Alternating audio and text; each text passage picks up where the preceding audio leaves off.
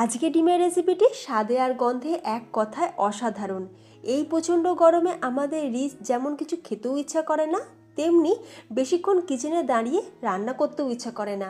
তাই খুব কম সময়ে মাত্র 10 মিনিটে ডিমের এই রেসিপিটি তোমরা বানিয়ে দেখতে পারো। আজকে আমাদের রেসিপি ডিম ভাপা।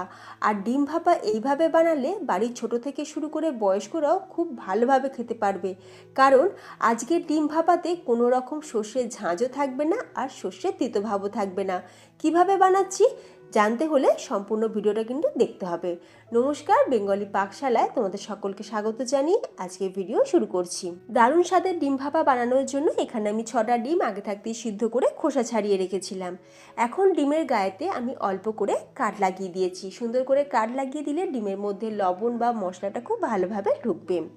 এরপর ডিমের মধ্যে আমরা দিয়ে দিচ্ছি অল্প সামান্য পরিমাণে লবণ, আর দিয়ে দেবো গন্ধরাজ লেবুর যে সবুজ অংশটা, গন্ধরাজ লেবুর গায়ের যে সবুজ অংশটা সেটাকে গ্রেট করে দিয়ে দেবো। এইভাবে গন্ধরাজ লেবুর যে জেসটা সেটা দিয়ে ডিমের গায়েতে ভালো করে মাখিয়ে রাখলে দেখবে ডিম থেকে আর কোনো আষ্টে গন্ধ থাকবে না। তো ডিমের গায়েতে লবণ আর গন্ধরাজ লেবুর যে খোসার সবুজ অংশটা সেটাকে ভালো করে মাখিয়ে নিয়ে আমি 10 মিনিট রেখে দেবো। অন্যদিকে একটা মশলা রেডি করে নেব।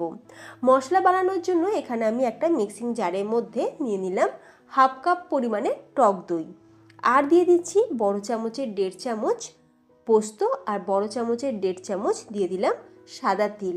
এর সাথে দিয়ে দেবো 20-22টা মতন ওই গোটা গোলমরিচ বা 1 চামচ পরিমাণে গোটা গোলমরিচ। আর ঝালের জন্য দিয়ে দিলাম আমরা কাঁচা লঙ্কা।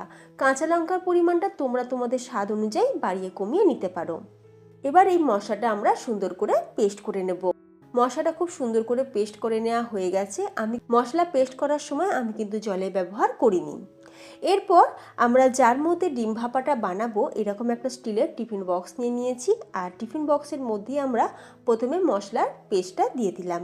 এর সাথে দিয়ে দিলাম মিক্সির জার ধোয়া অল্প সামান্য পরিমাণে একটু জল, মানে মোটামুটি ওই হাফ কাপ পরিমাণে জল দিয়েছি। এবার স্বাদ অনুযায়ী লবণ আর অল্প সামান্য পরিমাণে একটু চিনিও দিয়ে দিলাম।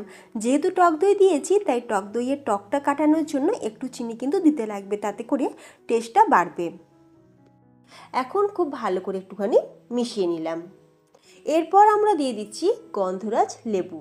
যেহেতু আজ আমরা গন্ধরাজ ডিম ভাপা বানাচ্ছি সেই জন্য গন্ধরাজ লেবুর ফ্লেভারটা কিন্তু ভীষণ ভালো আসবে। একটু গন্ধরাজ লেবুর রসটা ভালো করে চিপে নিয়ে দিয়ে দিলাম।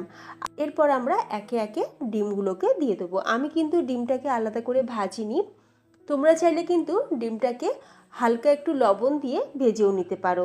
তবে এইভাবে একবার বানিয়ে দেখবে, খুব তাড়াতাড়ি যেমন রান্নাটা হয়েও যাবে তেমনি খেতেও কিন্তু অতি সুস্বাদু লাগবে।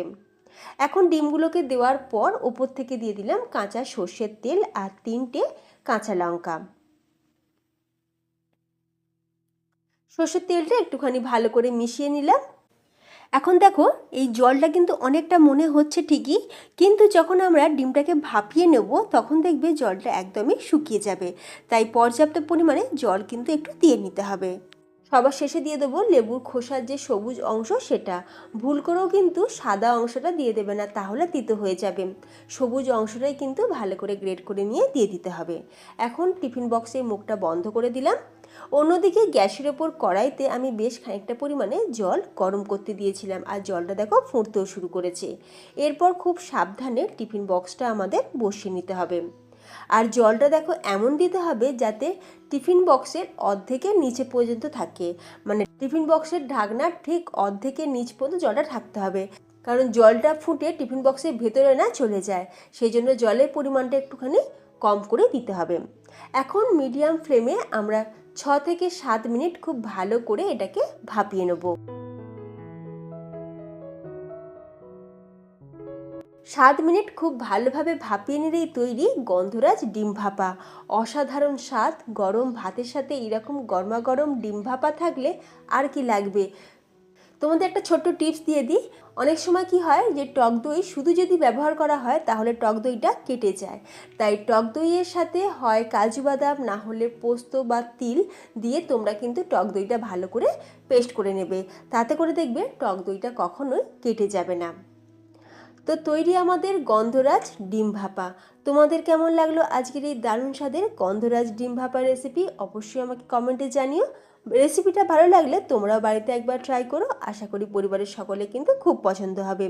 এই প্রচণ্ড গরমে যখন রিচ কিছু খেতে ইচ্ছা করে না, তখন তোমরা এইভাবে ডিমের রেসিপিটা বানিয়ে দেখতে পারো, স্বাদে আর গন্ধে অতুলনীয়। ভিডিওটি শেষ পর্যন্ত দেখার জন্য তোমাদের সকলের কাছে অসংখ্য ধন্যবাদ। তাহলে আজ ভিডিওটি এখানেই শেষ করলাম। তোমরা সকলে ভালো থেকো, দেখা হবে নতুন কোনো রেসিপির সাথে।